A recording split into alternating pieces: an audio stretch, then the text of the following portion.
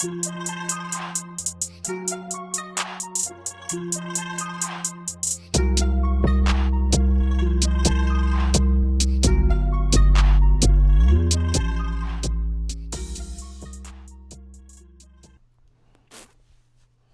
give myself an applause. I'm thanking myself for 2 days in a row. All right, that's consistency. That's like starting a new job and being on time for the whole week. Because I'm not getting paid for this shit. Okay, this is just me doing my community service, in advance of whatever sort of sentence they're going to give me. We still got 2 more bags from this oven here. Oh, programming note. I'm turning the volume. Testing 1 2, testing 1 2. Programming note. We have the lovely and brilliant homegirl from my hometown of the IE mob. Don't unmute your mic yet, Maysoon. I'm going to bring you on in a second. Maysoon Suleiman Khatib. She's a smart person all around. Knows shit about all types of shit. MuslimGirl.com. We're going to talk about that. How it is to be a progressive female Muslim living in hillbilly South, teaching at a university. She's hella woke.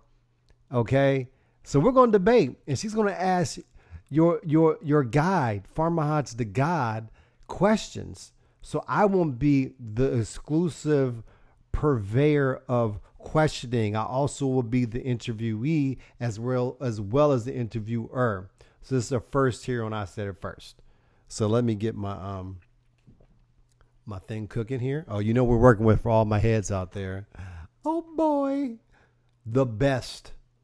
The only way to really, really smoke properly is the volcano. Okay, I roll joints, but the volcano is special. All right. So without further ado, let me just go into some random shit. Oh, let me get my random thoughts. Yeah. If this thing ever becomes a podcast, if y'all don't see it out there in audio, it's just a picture of me smoking a blunt with the mountains and the beautiful sky behind me. All right. So let me get into my random thoughts and ideas. Okay. I got a new movie idea. Now I used to be real particular about sharing my ideas because all my shit's been stolen. Like Dave Chappelle's show was stolen from the Holding Court show. All right. All his skits, not all of them, but the first ones, they stole it from the God. Okay. That's a fact. We can prove it. Me and my man's Antar from the Holding Court show in DC late 90s. Okay. But now I'm getting older. I'm like, fuck it. With the internet and the way things can be documented. Now I just like to get my ideas out there. So I got I told you about Mahalo Homeboy. That's my own personal, like, what do you call that? What's the word when it's like a passion play? So that's going to be like really just ripped from my life, right? But then I got these other movies, like I told you about the time travel movie, that are just Hollywood movies and silly shit, but they're creative ideas. Like Don't Hang Up.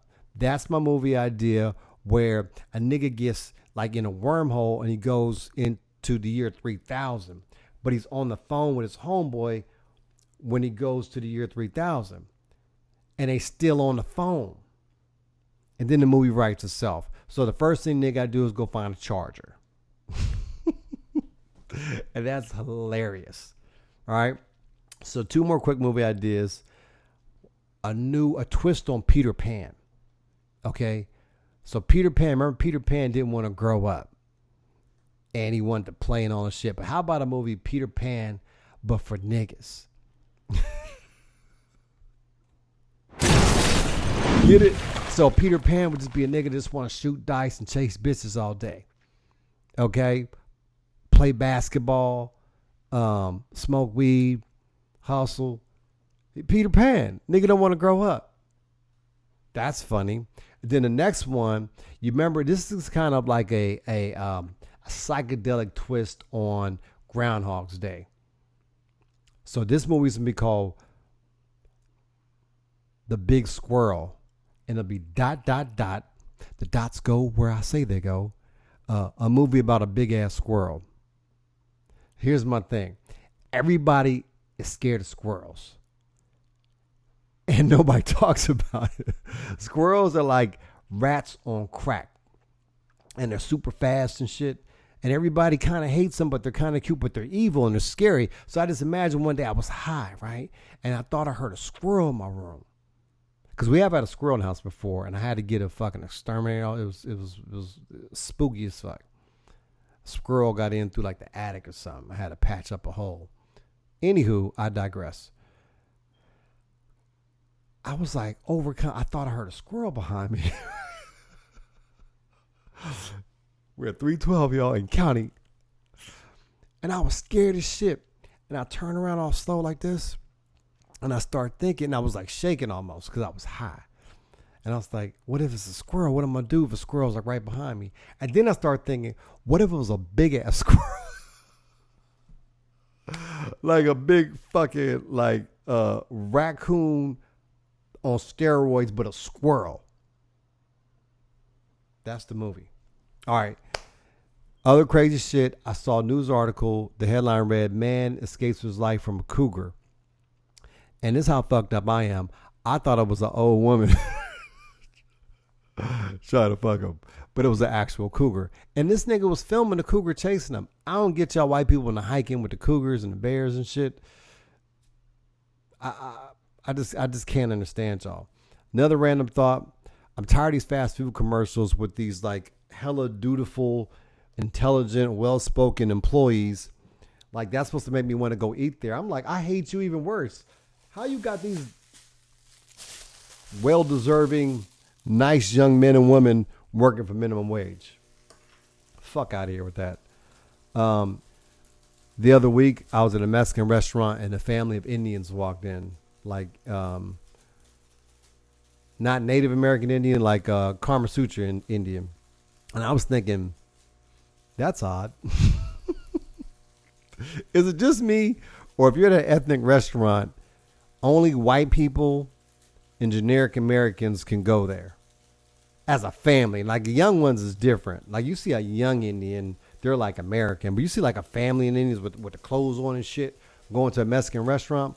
I'm like, shouldn't y'all niggas be at home or at an Indian restaurant? Or is that just me? Is that politically incorrect? I know I ain't the only one that feels that way. Oh, our bag's almost ready.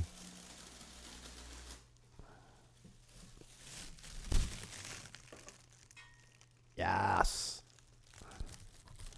Final thought before I bring on May soon. Oh, by the way, she's hella smart. So, oh shit, what'd I do with it? So I came prepared. She's not gonna outsmart me. Oh, I can't see it. That hurt my eyes.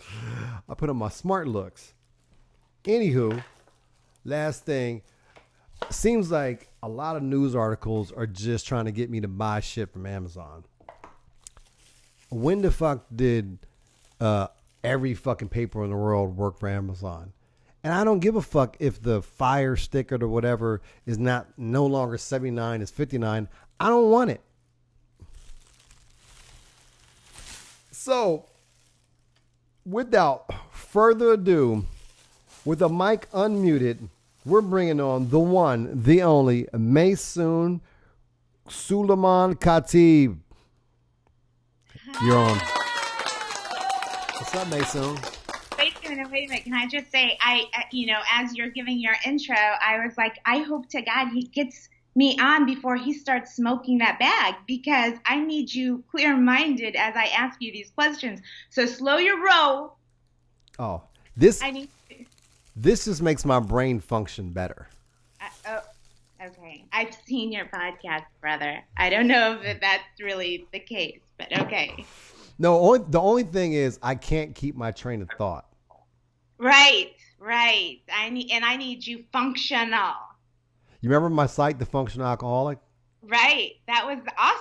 Well, listen, first of all, I didn't agree with any of it, but as a writer, I appreciated your writing style, your genre. Okay. So that I enjoyed that aspect, but everything that you wrote in it, I was like, what is this? Do you remember any of it? There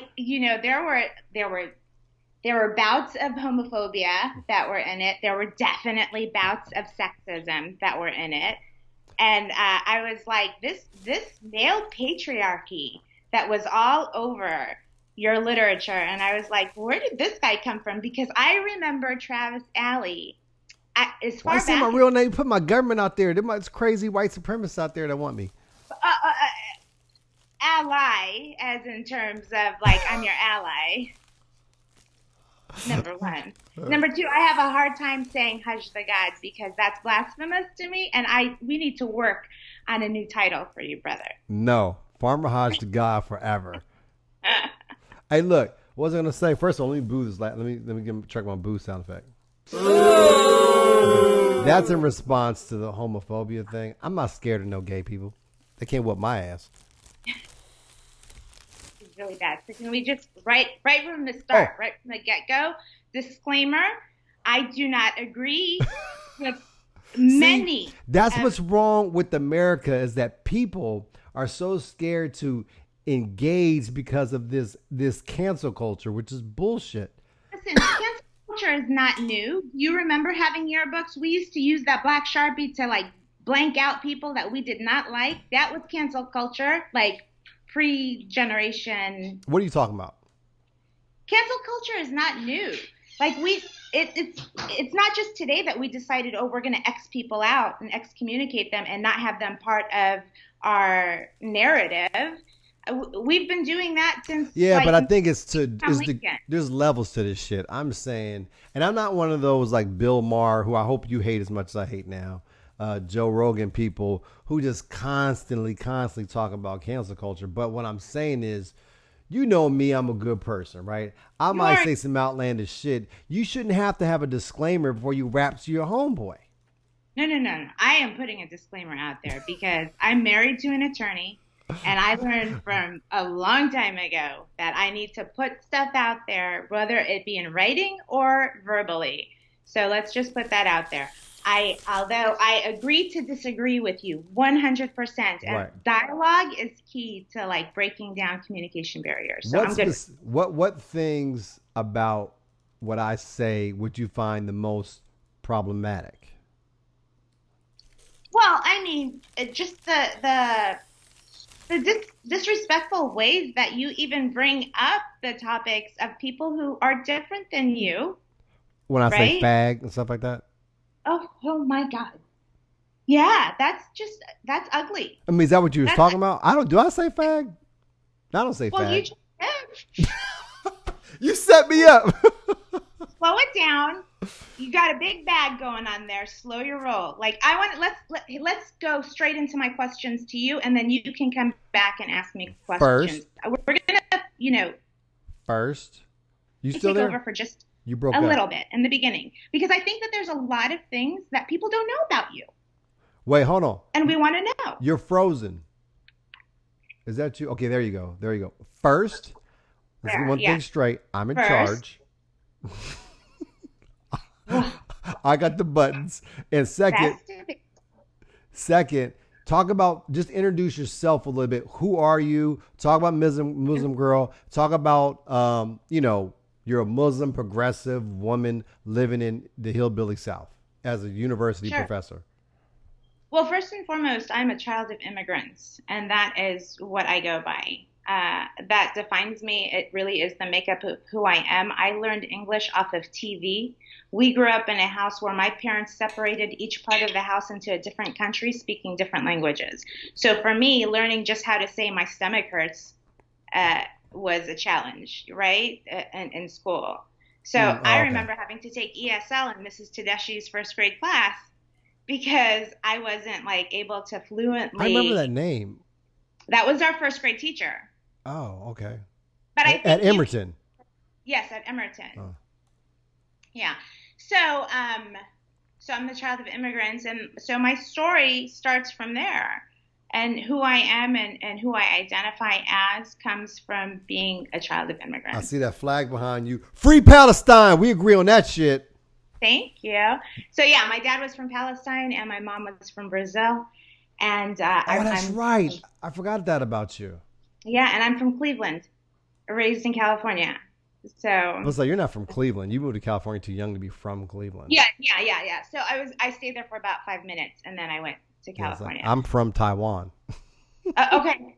So I am. I identify as a California girl. I do. And then I stayed like a hot minute in Detroit. And let me tell you something. There's a lot People of Muslims in underestimate. Detroit.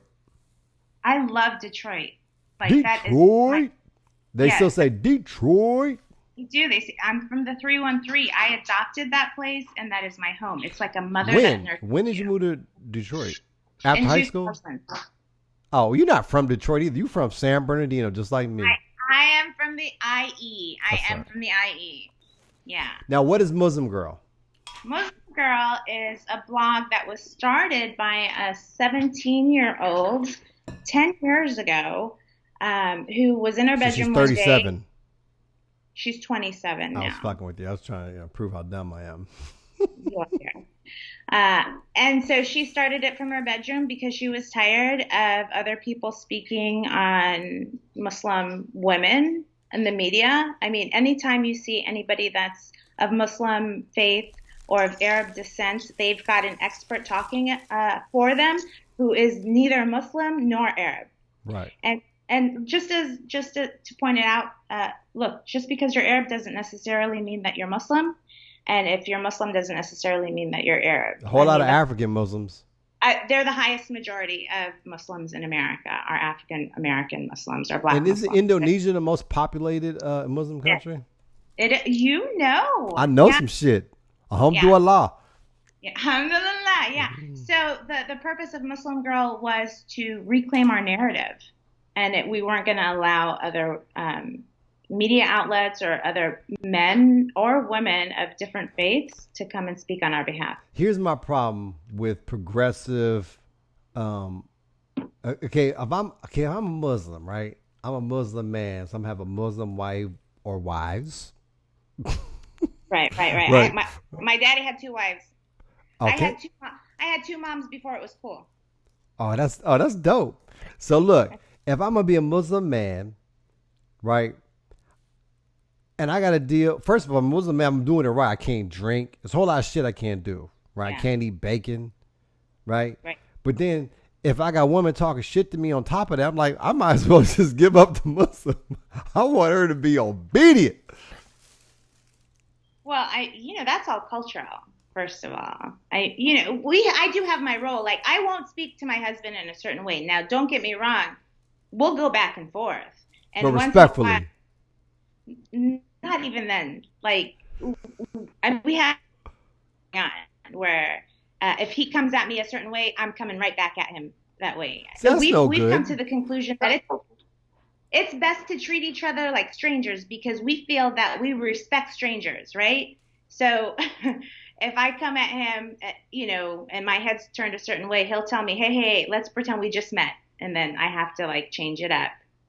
Like, he'll put me in my place, but I put him right back in his place if I feel he's gone too far. So your father had two wives. You loved your father, right? Loved him. So there's nothing wrong with polygamy. We agree. Listen, Islamically, religiously in Islam, that's something that if the woman agreed to, then that's fine. But that wasn't an easy life for my mom. And it worked out because his first wife, who was Palestinian, stayed in Palestine, and my mom and my dad migrated from Brazil to America. So your dad was like a player. Oh yeah, my dad had game for sure. That's dope. So how do you square Islam being a good Muslim, being a progressive, and supporting polygamy, and just not just polygamy, but just some of the more conservative elements of Islam? How does that square with being woke? So look, faith is one thing, and your progressive thought is probably something totally different, and sometimes the two are really hard to intertwine. So while I accept that this is part of our faith, that if you can treat each wife equally, if you can, and that's where it gets tricky, because if you What's can't, equal? I mean, you give one person a house, you got to give the other one the same exact type of house and the same, Oh, like, y'all don't big love it in Islam? Y'all don't stay in the same house? oh no. There's no big love. Listen, I've never met somebody married to more than one woman where there was big love. There's never big love. No, I'm talking about the show Big Love where they all lived in the same house. Right. They were Mormons, right? Yeah, Yeah. yeah. So in Islam, you always live in. So if there's a man and two women, is that 3 houses or 2 houses or one house? Typically, like if you go overseas and you see somebody, and this is very rare. You don't see this that often. And if my dad was still alive, he would be in his 90s right now. So this is back in the day. Oh, you were part of the second family then. Yeah. Oh, you were the new kid.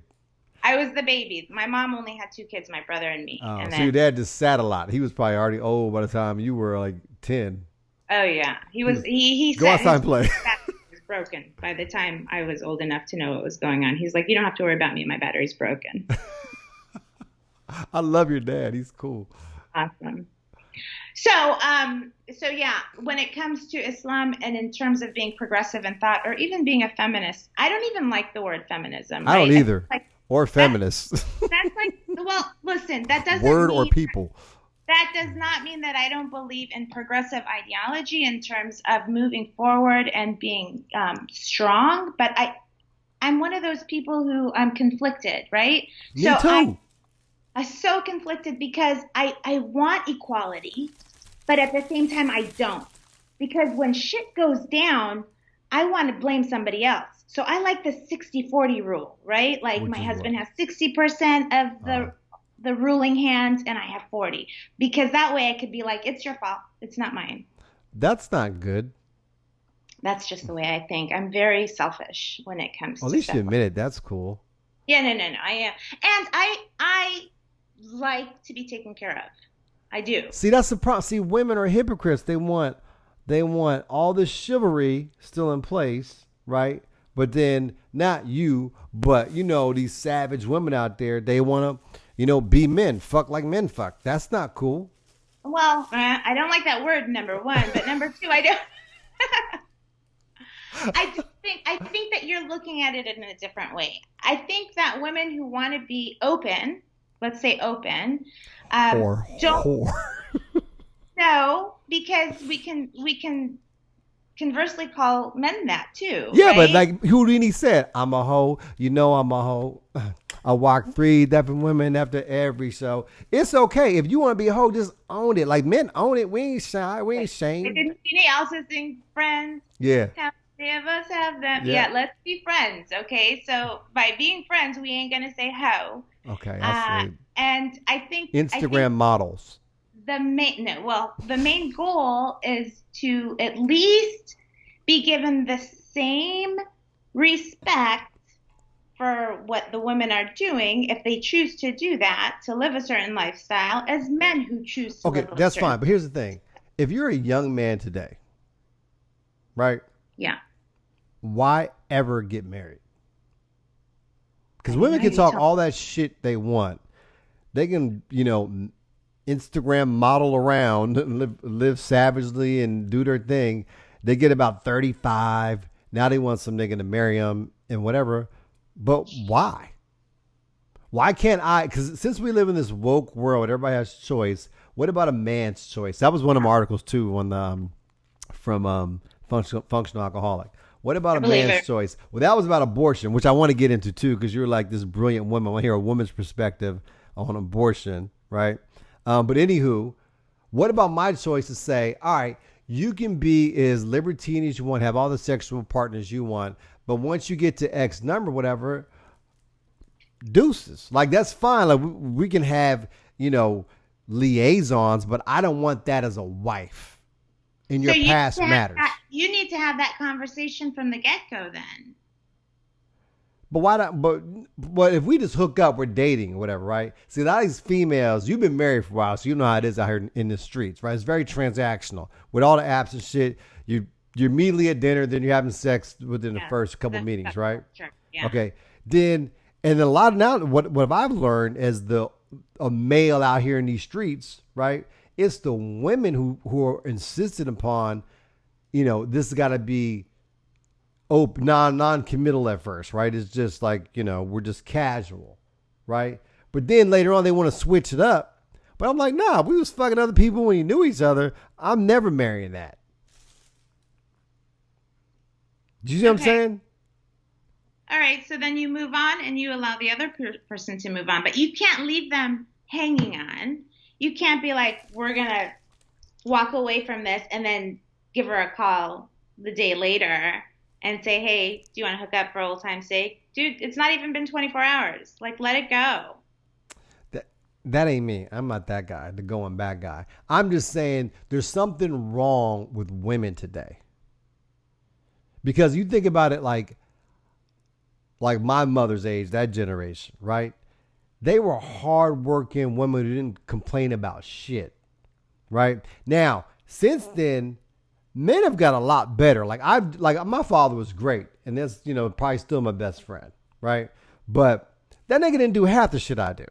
His job was easier. Okay, I am a more actively involved parent than he was, right? And I think most men are. I think probably your husband probably does more than your father did, as far as just I'm just assuming, right? Oh, yeah. I've never done laundry since I've been married. I Your just, husband, hasn't. I've never. Oh, I okay. mean, So there you go. So yeah. what I'm saying is, men have progressed and gotten better since our mother's generation, whatever. But I'm saying women. That has a lot to do with education, buddy. Let me tell you something. Our parents, our fathers were probably working. I mean, my dad owned a liquor store. He was in that store from like 7 a.m. to 10 p.m. every day, 7 days a week. So that's some hard ass work. My husband is a professor and a lawyer, so he's home 3 months in the summer and a month in the winter, and Chilling. reading books all day. No, but what I'm saying is, I guess my point is, women today are fucking spoiled rotten.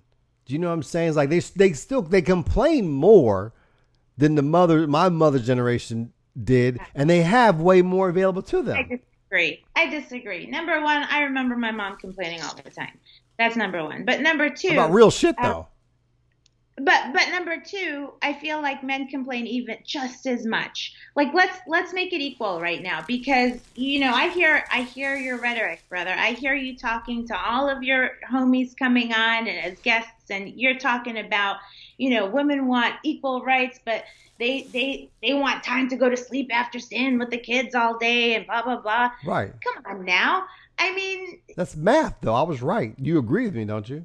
listen, you spent what 3 months at home while your ex was going to get her certificate or whatever it was she was going back to school for. three Yeah. months is nothing. 3 months is daycare. That's all that is. Try to do it 24/7 for Okay. years and years at a time. And that worry, the mother's worry, wait, notice you stop for a second. The mother's worry never ends. Okay. My Well, daughter's 26 and makes more money than I've ever made in my life. Do you think I still don't worry about her? Like, I stay up at night crying because I worry about her. I have 5 kids. I've been separated for 5 years now. They all live with me. Mm, mm. Facts. Okay, so how many girls do you have? Two. How many girls do you have? Two. And how old are they now? 11 and 15. Don't quiz So me. do they, yeah, you don't even know. Why? Because you probably don't even celebrate their birthdays. I But do. let me ask you this. Let me ask you this. Do you allow them to hear your rhetoric on what you think women are today? And how would you feel if men talked about them and the way that you think and talk about other women? Well, they better not act like the women I'm talking about. I'm talking about. I never talk in broad statements. I try to be clear about the type or the specific person or persons I'm talking about. I don't never say. Obviously, my mom ain't the same as some girl I meet in the street. You know what I'm saying? It's different. And I think like you, I think you're a classy lady. You know what I'm Thank you. saying? I wouldn't So, talk to you the same way I talk to somebody else. so let's really quick. I want to go to my faith really quick and talk about the role of women. And then from there, if you don't mind, I want to ask you some questions. I stalled you for like 20. Okay, I'll let you go. Okay. So in Islam, the role of the woman is really high. Like, I think people misunderstand the faith, and there's this misconception that women are very submissive and that they're oppressed and that there's no respect towards them. And from the get-go, there's so many different surahs, which are little like parts of the Quran, and I don't know what it's called in the Bible. I'm not that learned in the Bible, but they talk about the role of the woman, and there's a whole chapter just on women in itself and the rights that we have.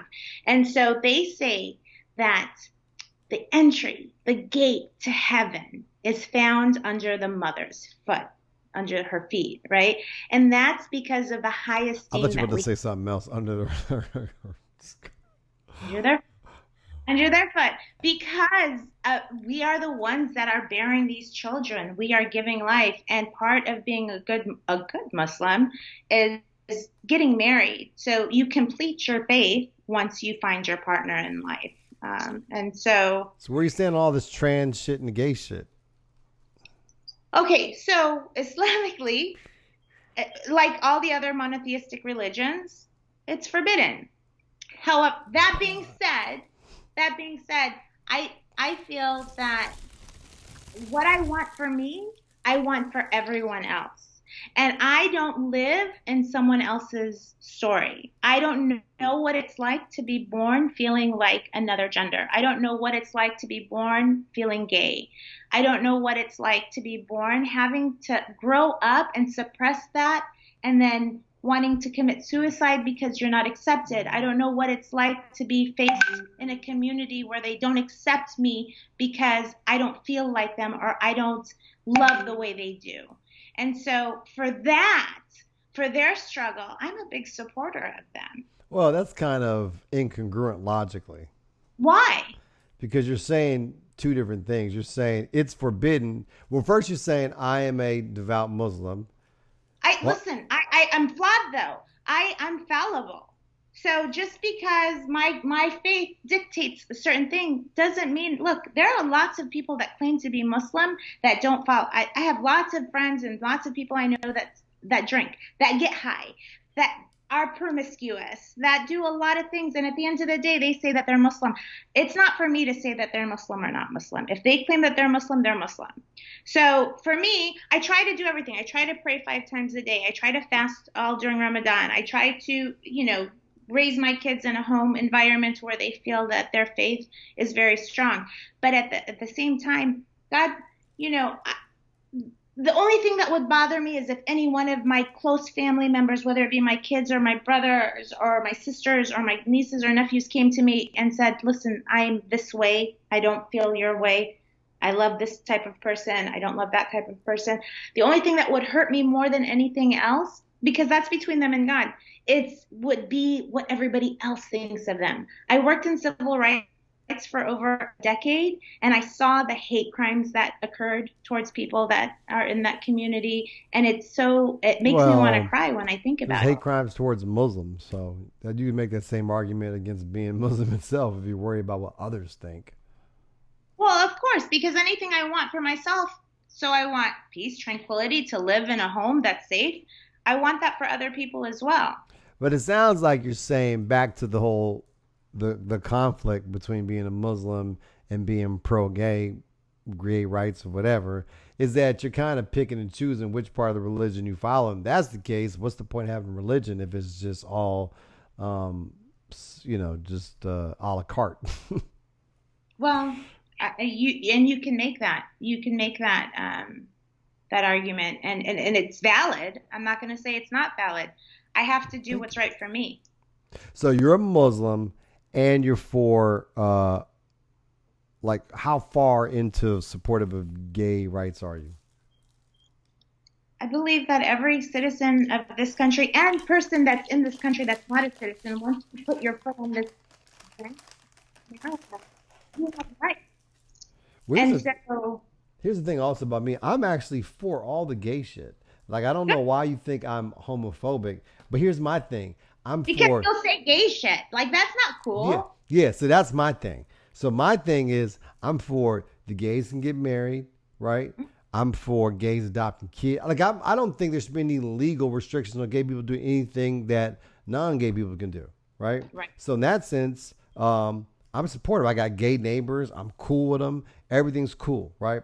But my thing is when I can't be like, when two niggas is kissing, and I can't say the words I want to say. Oh, look, seaweed for my munchies. That's some bougie munchies right there. You're so funny. So let me ask you something. I need to ask you about allyship. Let's shift the story, okay? So Travis, you Farmer have Hodge to God. Farmer Haj. I'll just call you Farmer Haj. You have your own podcast. You have your own show. You've got your viewers. You've got your regulars that come on. You've talked about how you feel about Black Lives Matter. You've talked about Oh, we're gonna read some shit from there tonight too. you talk about defunding the police. You talk about or dismantling the police, not even defunding, but dismantling the police, right? What I want to ask, as a white passing, because I'm basically white. I mean, I walk out of this house, people aren't going to be like, oh, she's a person of color, unless they think I'm Mexican, which is cool with me, right? I don't wear a scarf, so that doesn't differentiate me. But I'm definitely a supporter of my Black brothers and sisters. And I definitely have spent a large majority of my career working in civil rights as a specialist, as an advocate, and as an investigator for a long period of time. Mm-hmm. So what do you think an ally should look like? What do you want to see? From non-black allies? Right. Allies in what specifically? Just in terms of the struggle that the Black community has in this country. Do you think there is a struggle? Yeah. But also, even before you start talking about allies, we're a rudderless struggle, right? So that's why I'm going at the Black Lives Matter a lot, because that's really it. That's the only game in town, right? And the Black Lives Matter leadership and their direction to me is just it's futile. I mean, it's offensive actually, right? They came to fame off of the death of Trayvon Martin. That's when they first got started, right? 2013, yeah. But then when you read their website, nowhere is black men mentioned. It's all gay, trans, blah, blah, blah. And that's where you might think is me being hostile towards gays. But really, it's that particular group, because that ain't what got you rich and famous. That ain't what people are focused on. It was the death and the brutality against black men. But then in their whole platform, it's like, fuck black men. No, there's no F black men within their platform, number one. Number By two, omission. Black women By omission. have been suffering at the hands of police brutality, of discrimination, of systemic racism. And what do you feel about systemic racism? Do you think that there is systemic racism? Yeah. But this is America. You know what I'm saying? Like, shit ain't surprising to me. But you know what I mean? Like, I don't sit around and think about all day. I just hate fucking cops because they're like the enforcers of it. Bankers are just as racist, but they're not out there kicking your head in, right? But right. What do I think about it? It's a way to hold you down. I think it obviously exists, right? But I think the mechanism to dismantle it is not what we're talking about. Right, all this movement. It's like, I don't understand how people want to convince the very people who are evil towards them to start loving them. You know, the Black Lives Matter is a PR campaign, right? But really, if you're talking about liberation, right, from your oppressor, because the American system is impressive to black folks, right? I think the answer has got to either be like a treaty or like violence. But you're not gonna talk your way out of this shit. Do you see what I'm saying? It's like if you're in a abusive, physically abusive relationship. Like I'm not talking about somebody hit you one time. I'm talking about you getting your ass beat daily, right? You just gotta get the fuck out of there. So black folks want saying, just beat me 4 days out of the week instead of 7. Yeah, exactly. You can't compromise with that. That's your oppressor.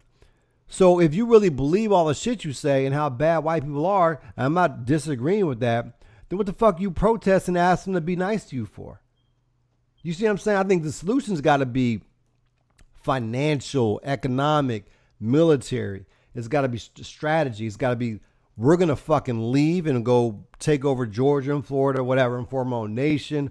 Or we're going to put the right people in the right places, properly funded, and we're going to elect black sheriffs and wardens and mayors all across this country, and then give us economic power. Like our policy is going to be reparations. We won't say the word reparations, but niggas going to get loans. They're going to get college scholarships. We're going to fucking have this silent revolution. Because you're not talking about the things that empower people, right? Real estate, right? Banking, education, right? You're just talking shit. Do you see what I'm saying? Am I making sense? No, I see where you're coming from. For me, I'm trying to absorb it all because obviously this is not my community. Although, I believe that I'm an ally to this community. I think that the struggle that the African Americans, the black people in this country have are very similar, if not the same as Palestinians in occupied Palestine. Nelson Mandela. Yeah. So back to your previous question. So from my, I guess I would say, contrarian perspective, right? Because I'm not, I guess, with public opinion and how people think about like voting. I think that's useless, right? But that's like everybody has all this emotion. They're angry. Black people getting, choked out over 8 minutes, all this shit, right? And the revolutionary act that everybody wants them to do is vote. That's fucking ridiculous to me. You're in the same system that gave you the vote. That same system gave you the cop to sit on your neck for 8 minutes. Now you want to participate in their system further and hope for a different result. That's insane. So you don't think that voting at a local level is maybe more important than on a national level? Specifically, sheriff, your mayor, I don't know if you voted ward or not, and judges. Yes, I agree. But when we say vote, even policymakers like your congressman and your Senate. I don't think Congress and Senate matters. No. These are our policymakers, though. Are they, though? That's what they say. I mean, I'm not really into that political world. Do you think that the people who go to Congress are really writing the laws? So I think lobbyists who have a lot of money are writing the laws. Exactly. I think AIPAC is writing the laws. I think AIPAC. There you go. Let's talk about that. Yeah, I think the NRA are writing the laws. I Exxon. think, but that's where we need to disassociate ourselves from, because no matter how hard we try, it's the money trail. Right, you can't disassociate yourself from it. This is their house. You see what I'm saying? That's my point. We got to think more revolutionary. But to totally remove yourself from the voting process and our right as citizens of this country to vote also plays this downfall of the house. I mean, we need more leaders, not more cheerleaders. But I'm not saying don't do anything. I'm saying do other things like form actionable, intelligence and plans that are going to, because I was thinking like the town I live in. This is a really cute, like functional town. It's like, damn, what if it was all black, right? So why don't we take that energy that we would spend on getting out the vote, have little secret meetings and say, look, we're going to pick this town and we're going to take it over, right? Everybody in our group, because we have this little network, right? We have a little virtual meetings or whatever. We're going to say, look, we're all going to move to blah, blah, blah, New Jersey or New York or California. And all the members here, They're looking for homes. Raise your hand. Okay, here's our real estate agent. Here's our bankers we work with. We're gonna all move here. We run the school board. We run the city council. Because like most of these towns, if you had 1,000 people or less, a lot of times, all voting the same way and are organized, you would take over. You know what I mean? So we have to start participating with each other. Think about another thing, like family court. A lot of black folks are in court for, child support, divorce, or whatever, and they just go at each other just like viciously. I'm like, right. I don't give a shit whether he was a Debbie dad, Debbie mom, or whatever. When we participate, we hurt ourselves. We need to have our own tribal councils. We need to think about systems of governing that prove we can be independent, not rely on the white man and then complain about him at the same time. Right? We have our own justice system. We don't, and like jail's their idea. Right? Why do we even participate? So basically, it's like an Indian reservation that you're looking for. Virtually, yeah. But I'm saying, I'm saying without the downside. I'm saying we still live amongst whatever. But I'm saying where it's optional. Let's don't elect to go to court. Let's don't vote for the state level and up or national elections. We focus right here. This is our community. We have a farm. Right? Every community needs a farm accessible, right? We have our own security force because now we took over the town and just live independently of their system and participate as it benefits you. Mm-hmm. And you would be happy in this utopia? Yeah. And then as long as we control the levers, right? I don't want it to be all black either, right? It's just like if you live in Manhattan or Brooklyn or no, let's pick a town, whatever, Boston, it's mostly white. Right. You're like in charge. You don't mind the diversity because it benefits you. It makes your life better, but you don't have to worry about being beholden to them. They're just accoutrement to your kingdom. Right. I would like that, but in reverse. So I would have some Palestinians, some Brazilians, some people from Finland, wherever. So it's basically like America, white America, with little pockets of Arabs and little pockets of Chinatown and Mexican town and Jamaica town and all of that.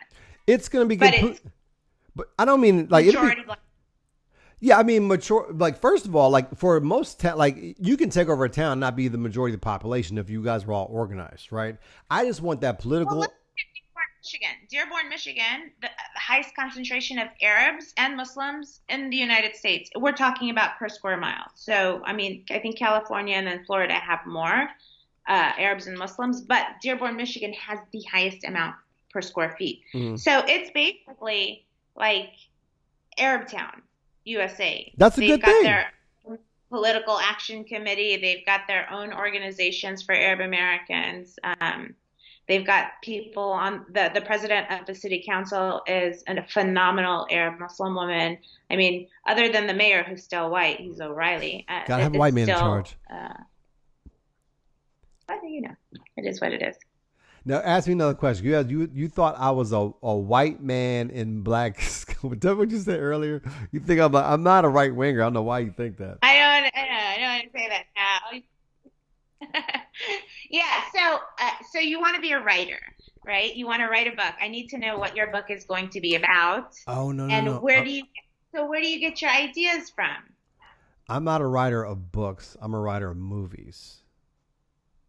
So okay, so you're a little intro in the beginning. You're talking about your ideas for movies, but you don't want to write a book. Book maybe, but I gotta have something to write about.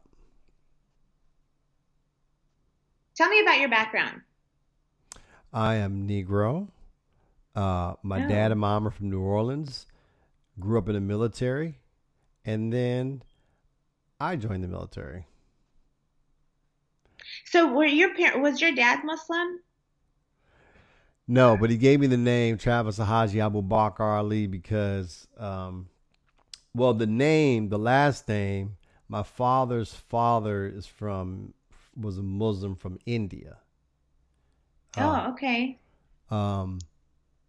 So that's how the last name came. But the Haji Abu Bakr is because of the West African king. So my father got back from Vietnam, hated the white man, and gave me that name, and passed on the hatred of the white man to both his sons.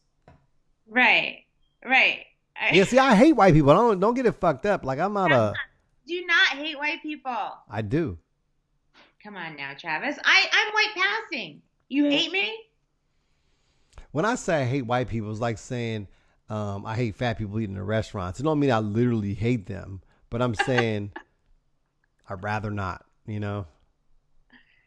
So it's just not your preference. No, but I hate white people. The only problem is hating white people is I also hate black people. Okay, so let's make it, you're an equal opportunist hater. But I hate white people more though. I mean, look, one of the things that I used to always say in my civil rights workshops, outreach and education. Hate is okay. No, hate is not. Listen, you don't have to like me, but you have to respect me. And so we all have some form of prejudice. I don't like Brussels sprouts. You may love Brussels sprouts, right? I do. I love all vegetables. Okay, well, there you go. But I ain't no fucking vegan, though. I'm a carnivore. But to say hate is such a strong word, especially towards any race. But here's the thing. And this is I think where you fit in, and you're part of that ilk, right? I can't say your generation, we're the same generation, but your side, your university sensitivity thought training, right? It's annoying because it's like it's too sensitive to words. Like relax. So what? I said hate doesn't mean anything. You can say whatever you want. I feel like you have to own your beliefs, and that's cool with that. I get blamed for being too rainbows and butterflies sometimes. I think I'm a bad bitch. Like, I don't think I'm rainbows and butterflies. You said the B word. I'm offended. But I could say that because I'm a bitch. But you can't say that. No, I'm not one of them guys. I'm not. I don't. I'll say the B word effusively when you're not around. When my homeboys talking, even they like stop saying bitch. I'm like, y'all some bitches. You know what? And I call my kids that all the time. I'm okay with that. Let me see. What else do I have on my list of questions for you? So what happened to you that made you anti-feminist? Let's talk about the word feminism. All right. So what is about it that bothered you at one point that you were like, you know what? F this. I can't. This is an F word that I am not going to take into my vocabulary or support. I guess there's numerous, like touch points, right? That would, there's a whole life, right? I think one is my father. I think I was conditioned to be this way, right? And then I think some of it is just, Really? Yeah. And I think some of it is just organic and the what? You broke up. Was your father anti-feminist? Oh, yeah. He still is. He's way worse to me. And some of it I think is just organic and innate that, some of the shit y'all do or say is just fucking annoying, right? It's not like I had to think about it. It's just like that about men. But you're asking me a question. I'm just saying and that could be your answer. But my answer could be that, hey, look, I just feel like chicks marching to Washington with pink pussy hats on is fucking stupid. Oh, but the Million Man March was cool. Louis Farrakhan. I know. I'm thinking. I'm trying to get my answer right. I thought it could have been better, but I don't think it was the same thing. It ain't the same fucking sport. How is it not? Can you explain to me how that was cool, but the Women's March was not? Because first of all, y'all shit was reactionary because Trump got elected. It was like, cry me a fucking river. You should have voted. Number one. Number two, the fucking pussy hats. Just the props were fucking stupid. Number three, the signage. Then just like the fucking I don't know, just the presentation was off-putting. So how would you have done it differently? Can you mansplain that to me? How you would have done that differently for Well, us to make more of an impact? I would have not had it, number one, because the timing was stupid. It's just like you being a crybaby. You should have had this movement where you just if Trump's election was just the ultimate, fuck you to women and the best solutions to get him out of office, then you're playing it simple. Just fucking vote next time. Like work between then and now, just getting people to vote. Yeah, I agree with you. Well, not regarding the march. I thought that the march was remarkable. Did you go? No, we had our own little 1,000 person march here in town, and I spoke at that one. But Look at you showing off. I did. I was amazing. But what I will what I will say is that I think that when people decide to start a revolution, and I remember this clearly 4 years ago, where you're like, "F this, I'm going to start a revolution. I'm not voting, or I'm, third party, or whatever it was that you decided to do." And I remember telling you, if you vote this way or choose not to vote, Trump will win. And you said, it's time to start a revolution. Here's the thing. When you start a revolution, when you decide it's time to start a revolution, you need a plan. You can't just say, we're going to start a revolution and not have plan A, B, C, E, all the way to Z. And that's where I think that organizers are falling. They're failing at trying to change and shift the narrative of where our political system is, going from a two-party to a three-party and then some. We agree on that. There's no plan. There's no plan. Make a plan and then do it. And don't wait until election year to do it. Well, I have you a plan. Need to start from day one. I have a plan. First of all, the American Farmers Party, I think, have you been familiarized with? I sent you my manifesto, right? You said I need to reword it. Yeah. You redlined the shit out of teacher. But it was good. I feel like it has potential. The blockchain, right? Using the blockchain to enforce a contract and to be a communicative fucking a platform that doesn't just ask for money and come around every 4 years. It'll be something you engage with like you would Instagram, right? But it'll be American Farmers Party. We will raise money for people when they're behind on their bills. We would be organizing, building our platform. Is it some Norwegian country or Denmark? They have these communal places where they actually do that with each other. But I don't know if I want to live like that, to be honest with you. I'm a little bougie. Like, who's gonna buy me my Louis bag? No, you can still do that. I'm just saying but I'm saying it's still, you can be as rich as you want, as poor as you want, and still engage politically in a more personal way. Right. Do you see what I'm saying? I'm not saying we all live in this community, but it'll be a virtual, just like you're on Instagram or Facebook. That's some sort of community extended, right? Why do, except for the people who are actually running or empowering in Democrat or Republican circles, most of us just vote when it's time to vote, but we have very little else to do with our political affiliation. Would you agree? Okay. No, I think you're right. We start to break how our political affiliation or our political parties in office, not even our affiliations, but just people in office, affect how we get paid. The state, how it disperses money. All of that comes into play. Our health care, right? Our people at the borders and cages and immigration. And Obama had them in cages too. Huh? Obama had them in cages too. Nobody cared.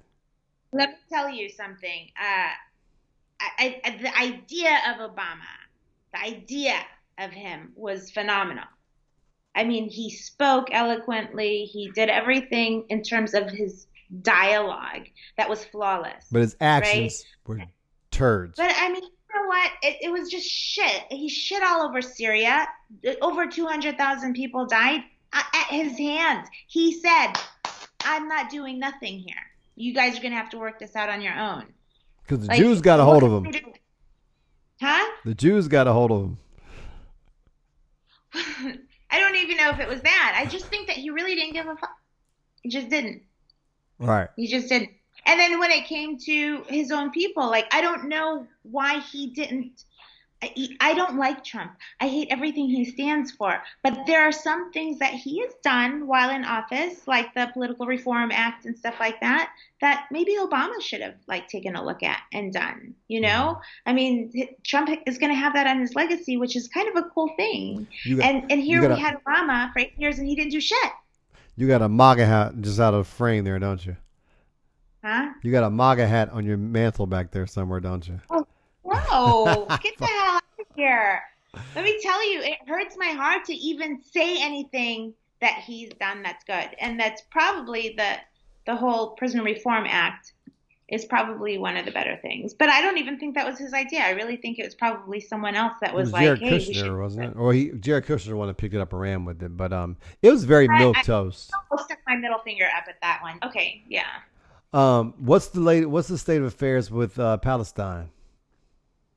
Annexation is on the table right now that they're talking about. I mean, we still have land that I inherited from my father, who inherited from his grandfather, and we don't even know how that's going to go in terms of me getting that because they're trying to annex more land. They being Israel. Yeah, and there's more settlements popping up, illegal settlements popping up. I mean, especially now with the whole COVID thing going on, it's really crazy about, you know, who has to be in curfew and who doesn't have to be in curfew and who's spreading it and who's getting treatment and who's not getting treatment. I mean, look, we're talking about South Africa prior to Nelson Mandela ending apartheid, right? So this wall is just enormous. Where it used to be 10-minute drive from my dad's house, which is right next to the Yasser Arafat compound, like literally 3 houses down, to Jerusalem of the Dome of the Rock. It used to take us 10 minutes to drive. It takes us over an hour now because there's so many checkpoints that are all funded by America, our tax dollars. What was there any impact from moving the embassy from Tel Aviv to Jerusalem? No, not really. I think it's the symbolism of it all, right? Because that's y'all capital, right? Oh, Palestine we feel that it's our capital. For sure we do. Whether you're Christian or Muslim, we do. We feel it is. But, it was in Tel Aviv for the longest time. Why'd you move it? That was a middle finger to us, basically. Yeah. That was their way of giving us the middle finger. So is it even solvable? Like, it seems like at this point in time, it's too late, right? There's nothing you can do. I mean, there's always something we can do. We can take up arms. War. We could be Patrick Henry and say, "Give me liberty and give me death." Right, war. I mean, I don't know how else it would change, because if it's not Netanyahu who's in office, it's going to be someone even more right. That is going to be even worse. Every person in that position has had blood on their hands in the past, so it just will continue to be that way. And I don't know if a 2-state solution or a 1-state solution is going to work. At this point, my personal belief is I don't care what you call it. Call it the Holy Land. But give us equal rights.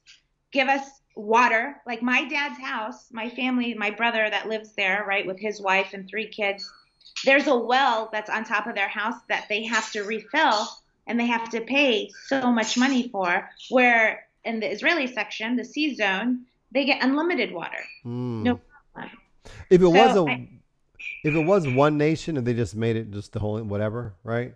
What would be the population breakdown percentage-wise between Arab Palestinians and... Here's the other thing that's annoying too.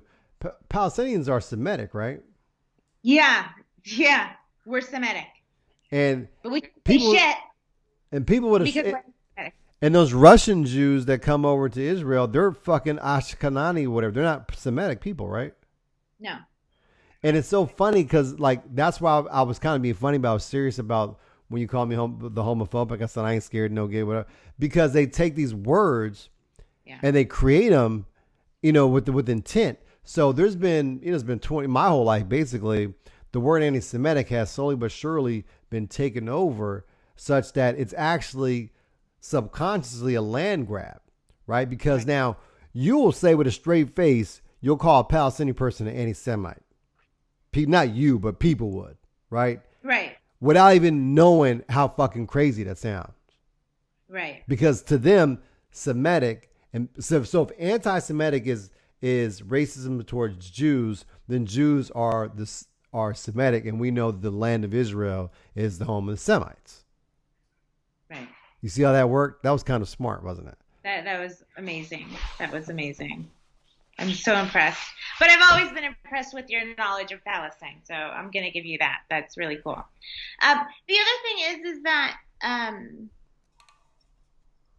what was I getting high just now? I can't remember what I was thinking. You asked me about allyship, and then Feminism. having a plan, huh? But you talk about your father, and you talk about he was in the military, and that a lot of the way that you think probably comes from him. Do you feel that your father cultivated a certain way about your thoughts when it comes to women, and when it comes to gays and lesbians, when it comes to white people? How much of what your dad cultivated in you is passed down to your own kids? Oh, I think it stops with me because my kids, they fucking don't agree with me on shit. You know what I'm saying? They're- Like, except for maybe, I think two of the boys are with me. Right? So I would you say, got five. I mean, I'm what? you got five, so it was bound to happen that some of them were going to come out like you. Right. So the girls, they're girls, so they disagree with everything I say. Two of the boys with Right. me, and one of the boys is with the girls, I think. Not a gay, but I'm saying like, you know what I mean. He's mama's boy, or he agrees with, women are just, that kind of shit. Mason, what are you doing? Oh, you looking at your questions?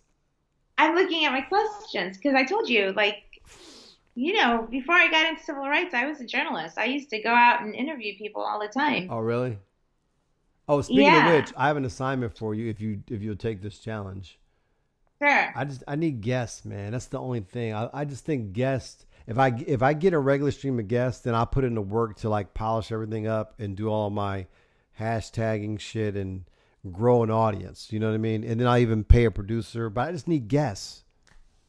And we can bring you guests.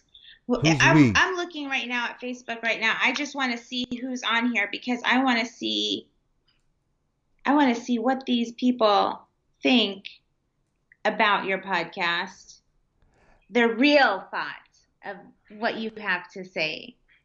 Because right now, I feel like you're extremely conscious. Typically, when I watch your show, you're like on your like 7th, 8th, 19th toke, and you're. Wait, how old are you? You said toke. You're toking a marijuana cigarette. You're toking some marijuana. That's what you were doing, right? So I'm so appreciative that you're like fully aware. I feel like you've got this, right? So I want to know how many people that watch your program, that listen to what you have to say, are on your page, like in terms of your ideology. I don't fucking know. I don't like to keep track of anything. That's why I need to build. I got to get better at this. So when you said we, back to us talking about guests, is that we, me and you, or you have like a group or something like that does that shit? Because I feel like you can get me guests because you know how to talk to people. You're all smart sounding and stuff. Stop calling me smart, first of all. I feel I have imposter syndrome, number one. What's Number that? two, imposter syndrome? Never heard of it. Oh, Where I you have heard of it, act but I don't like- know. I don't know how to define it. Okay. You don't want me to define it? No, I said I don't know how to define What? it, but I've heard of it before. Imposter syndrome is like, you're perceived one way, you accept the perception that other people have of you, you try to live up to that, but inside you feel like you're lacking. That's not who you are, and it's so hard to keep that up. Is it usually about smartness? It could be about anything. It could be about being woke. I'm kind of woke-ish. Like, I don't even think I'm woke because I'm so conflicted on having The gay faith shit. dictate something and my gender dictates something and being Arab and the identity is shit. I need you to find me 2 good Muslim wives, and then I'm done. I'll be a good man. You need 2 at the same time, or Yeah, because that way, it won't be as much pressure on me. Like, here's my thing. When women start crying and shit, I'm just like, oh. you don't want it. Let me tell you why you don't want 2 women. My dad Okay, so my dad, I told you, had two wives, and he was coming to the end of his life, and we were having honest, open conversations. I'm like, Baba, I called him Baba. I'm like, Bob, when it's your time to go, where do you want me to, prepare your burial? Do you want me to take you overseas so one day your first wife can be buried next to you, or do you want me to keep you here in San Bernardino? And then one day, well, actually, my mom passed away before him. So, do you want me to bury you next to my mom? And he said, look, this life has been hell for me. I don't want to be next to any woman in the afterlife, in the forementioned life, and Oh, life. Like, I just want to be alone. your dad is cool. He was a gangsta. But he was over women. And I feel like if you love women that much, you don't need to. You need one that's going to be really, I need really. two. Can you find me two? I really can't. I don't. I'm not your pimp. Number one. No, your pimp would sell them to you. I'm not. Oh You. no, I would take like even for one, I'd take like buy me a gold coin from Turkey, like a nice. They're worth like $375 right now. Like I Oh, that. charge you. Oh, that's not that much. I'll give you that. They gotta be Okay. fine though. You know, my standards is like this. They gotta be fit. You know, Hmm. snap back. They need a snatch waist, beat face.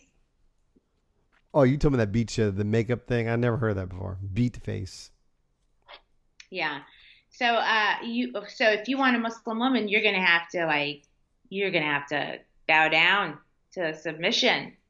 There's no more smoking, no more drinking, Man, all Muslims smoke weed. Everyone I no know. wine. Listen, I'm not gonna say that there are Muslims that don't smoke wine. I mean, how do you do that stuff? I don't even know. Do you Smoke smoke wine. wine? Somebody's been smoking some wine tonight. I don't smoke swine. Oh, I can give up pork. Pork ain't no big deal. I don't give a shit about that. And then praying 5 times a I day. can Do do you know that. what the 5 pillars of Islam are? Yeah, I do. You got to make pilgrimage if you can afford it. You got to pray Yeah, 5 times a day. yeah. Um, you got to alms give. Basically, I'm like you got to give money to the poor, right? Um, there's no God but Allah. Is that one of them or something? Okay, your testimony. And then Ramadan. And then Ramadan. So you got those things down. Look, I could find you a good Muslim wife. You just got to stick to it. Alhamdulillah. T. You're so sweet. Hey, give me some more shit. Cause hold on. Um, do you hate Bill Maher as much as I do? No, I don't hate anybody. I don't watch him. I can't. So I don't like the fact that he doesn't like religion, but then pushes his theology of no religion onto people. I feel like he's a hypocrite. I feel like he hates, everything that I love, like Palestine, liberalism. He's an equal opportunist in hating people, but I think he's a hypocrite, and I don't like anybody Well, that's my that. point. Because I used to like him a lot, but then I got turned off when it's just like the constant Muslim hate. And I'm not even Muslim, but it's just like all the shit you say about them and how they treat women, you could say about Jews, right? But you know, they just get away right here in New York. You know, the what's it called, Hasidic Jews.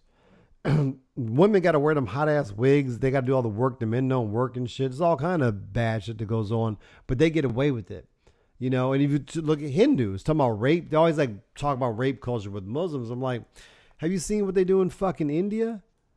You know what I'm saying? It's like they get the brand of Islam is just so wrongly. Yeah, you don't even have to look. You don't have to look at the Hasidic Jews. You don't have to look at the Hindus in India. You don't have to look at the Muslims in any part of the Arab world. Just look at your own backyard. I mean, we have domestic abuse that occurs in America on a daily. We And have. cops are Uh, the worst of any profession. I'm just saying that we have our own problems here. Focus on the hate that's going on here before you start looking at any other segment of the population that we have in America. Guess So that's what we're talking about. that's just where it's at. We were talking about guests before we got off track. Yes, gas, yeah, yeah. So you need some gas, and so what I'd like to see is that you bring on people who are going to have fun with you. I feel like I've kind of limited your ability to really let loose because No, you I'm haven't letting taken a loose. hit. You haven't taken a hit in a good 10, 15 No, minutes. the bag's empty. Oh.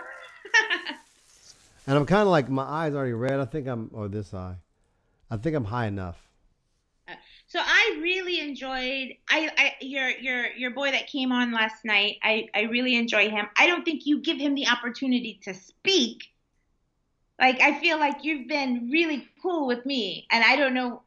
I respect the respect factor, but I think you're hard on your brothers that come on, right? So they come on and they try to say their piece, and you're like constantly interjecting, and I'm like, this is so sad. Can you let a brother talk? But it's funny though. It is funny. I laughed so hard last night. And I got my girlfriend, Palestina, who's a friend of yours on Facebook now, to watch your stuff. And she called me today and was laughing because she's like, because I told her, I'm like, listen, girl, you're going to watch him in the beginning, totally coherent. By the end of the show, he's going to be laughing so hard and not even knowing what the hell is going on. And then he'll probably spend a good 15 minutes just talking about the NBA. And so I don't know how we can, like, that's usually when I go and get some ice cream and do some shit. So you don't like the sports? What do I know? Everything I know about basketball is from you, Ronnie Robinson, and Darnell Holtz used to. I used to love him. I don't know what happened to him, so I have no like connection. He's been on my show a bunch of times. Maybe I saw one, but I mean, he's like, I remember him with his long eyelashes sitting next to me in 6th grade. And then all of a sudden he's an older man. I don't recognize him. It's just weird. He looks exactly the same. He's just fat now. I got a fat face with a beard. And I remember you when we'd play Red Rover in like elementary school, and they'd put the eraser on our heads, and you had the big ass afro, and that eraser would not move. Like you were always number one. You won that game every time. And I was like Michael Jackson. I had that Michael Jackson fro. You did. I am. You had the fro from like when he sang Ben. Yeah, exactly. I didn't get a haircut till the 4th or 5th grade, I think. It was my first haircut. Right. But I remember, and I think I met you in the 2nd grade. I think that you didn't come to Emerton until the 2nd grade. But I remember in the first grade, I had Miss Tedeschi twice because she taught 2nd and 1st grade for 2nd grade too. And I had her in the 1st grade, and there was one black kid in the class. And I feel like I'm really good with names. Like I'm all about the names in my stories. I feel like his name was Daryl. And he was the only black kid that was in the class. And I love me some Mrs. Tedeschi. She was good people. But there, however, there was one situation where he refused to get up to do the Pledge of Allegiance. And I remember this like yesterday. And she was like, she lost her shit. She was like, and he kept saying, I'm not going to get up to do it. And I remember at the time thinking, just get up. Like, because I hate. Stop kneeling, Cap. I'm like the other brown person in class. I'm like, just get up, Daryl. Just get up. I don't know if his name. I think his name was Daryl. And he was like, no, I'm not going to do it. I'm not going to say the Pledge of Allegiance for this country. Like, see, his parents were teaching him at a young age. And years, I mean, we're talking 35 years now, probably since that time. That's still embedded in my memory. Like, struggle has been real forever. Since like 19 Abraham Lincoln, the struggle's been real, right? So you got to get me you're going to be my booking agent? If you need me to be your booking agent, I will find you some good guest speakers. But we need to brainstorm. We need to see what you need as guests, what you want to talk about, and then we will lock in. I'll be your executive producer. Hey, let's do it. And look, if we ever make any money, I'll chop it up with you 70 my way, 30 your way. And listen, I talked about inequality at times that I like, but no, when it comes to money, I need put some respect on my check, brother. I said 70-30. I'll be like Rihanna, bitch better have my money. Yeah, but I'm the talent, so you know what I'm saying? It can't be 50-50. You know what I'm saying? 70-30 is a fair split for executive producer. Usually they get 5 to 10%. Is that what it is? Yeah. Oh. I'm going to tell you about, okay, so guests, we got that. I want to do a weekly segment. I want you to be a weekly guest. Do you agree? I don't know. Let's see how this goes. Come on. This is going good. But then we can be more focused. We'll have like topics and shit. I don't know. I'm looking on my side. I don't see anybody asking any questions. What is going on? But that's how we got to build an audience. You see what I'm saying? Like we got to get it going. I tell you what, you bring it down a little when it comes to women, right? No, that's what makes it must-see TV is the conflict. Yeah. Do you see what I'm saying? You're correcting me. I'm saying the outlandish things. We're like the odd couple. We'll do a weekly bit. We'll give it a name like Battle of the Sexes or something like that, like or the gender roll call. We'll come up with a clever name, right? And then we'll just riff about shit. Because some of the shit we'll agree on, like in general, indigenous peoples movements, right? We'll agree on a lot of that. Liberation of Palestine, liberation of colonized Africa, liberation of black folk. We'll agree on this shit. We'll disagree some of the messaging, some of the strategy. Well, for sure we'll be disagreeing on the messaging. And then on the male woman stuff, we'll be like the couple because we're not going to agree on that shit. We're definitely not going to agree on that. Well, you know what? Let's talk some more. Put it in writing. Give me my money. And then there's no money on this show. And then wait, one more thing I want to ask you about. Okay, so your book, have you wrote it yet? So I have a couple of chapters that I started. And so, growing up Arab and Muslim in America can be a struggle. And I feel like, here's the thing. My husband's been dying for me to write a book forever. And every time I think, okay, I'm going to sit down and do it, I find out about another person I know that just published. And I'm like, I don't want to do it when everybody else is doing it. That's not cool. Fuck them. Nobody, you can still finish writing it and then pick the right time to publish.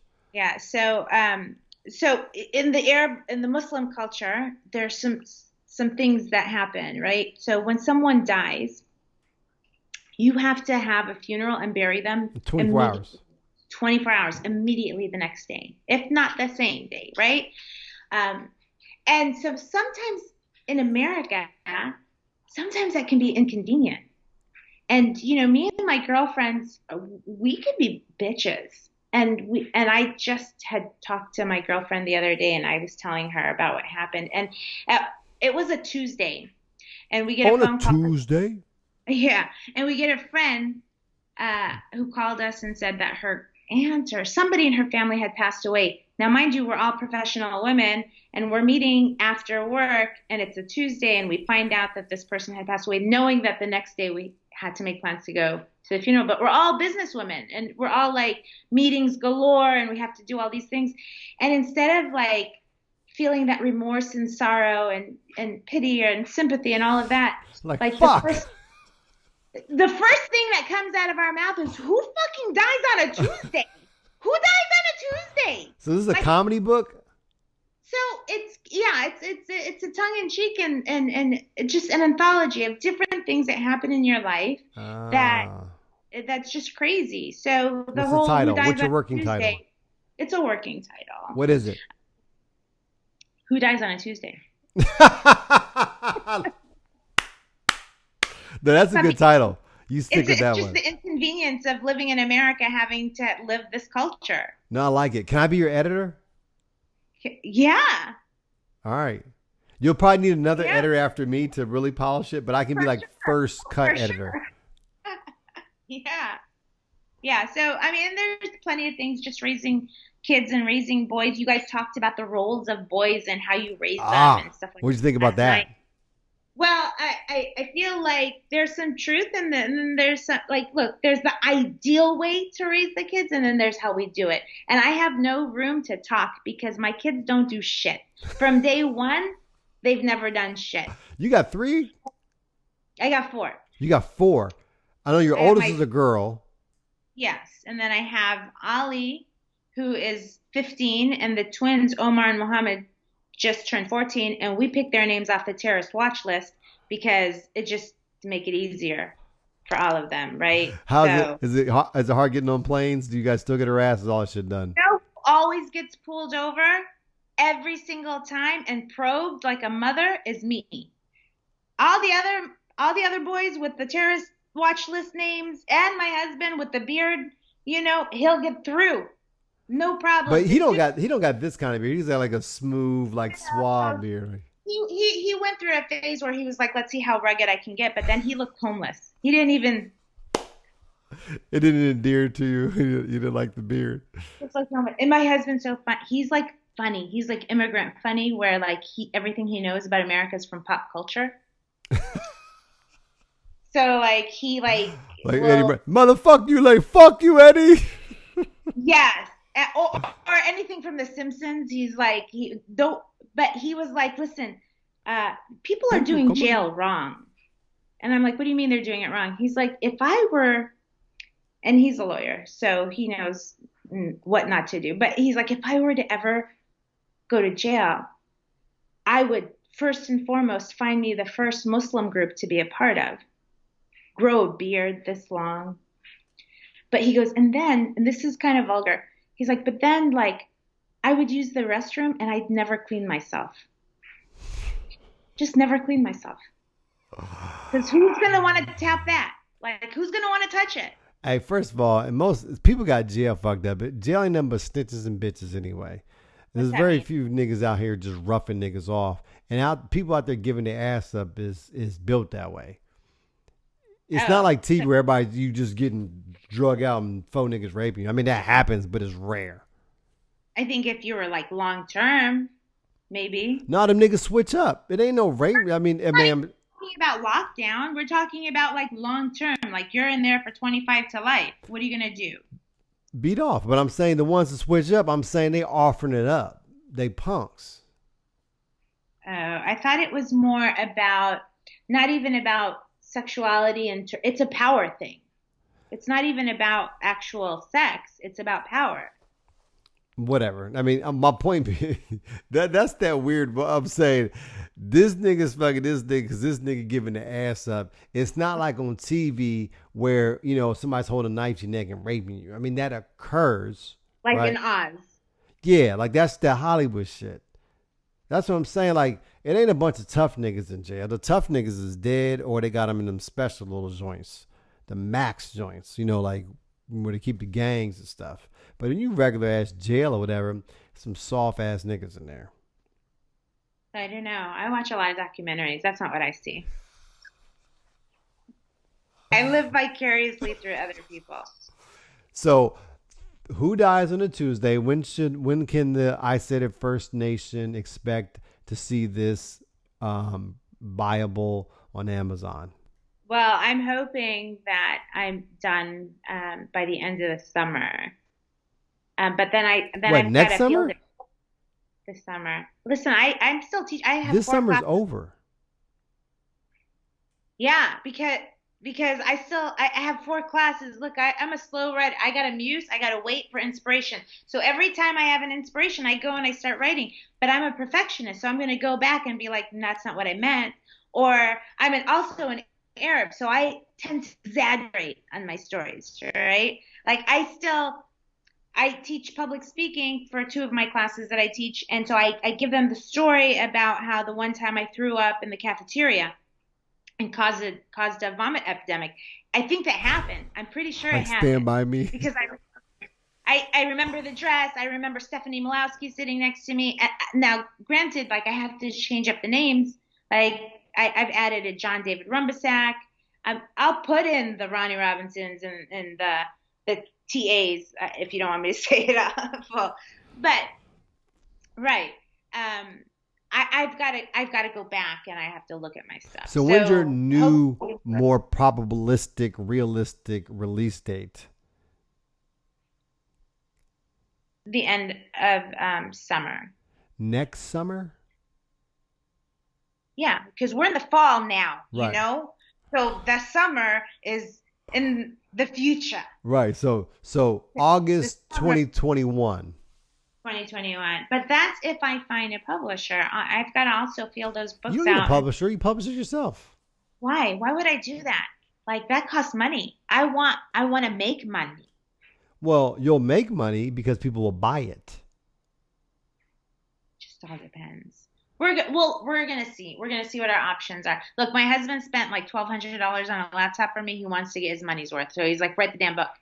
So Yeah. I've been trying to write the And damn I book. help promote it. And then with my movie, Mahalo Homeboy, Mahalo, homeboy. it's going to take place in Hawaii. Hmm. It's going to be four friends, midlife crisis, lots of weed, funny interactions, But and I want you. The squirrel idea is fabulous you like because that? nothing scarier than a squirrel. You like that?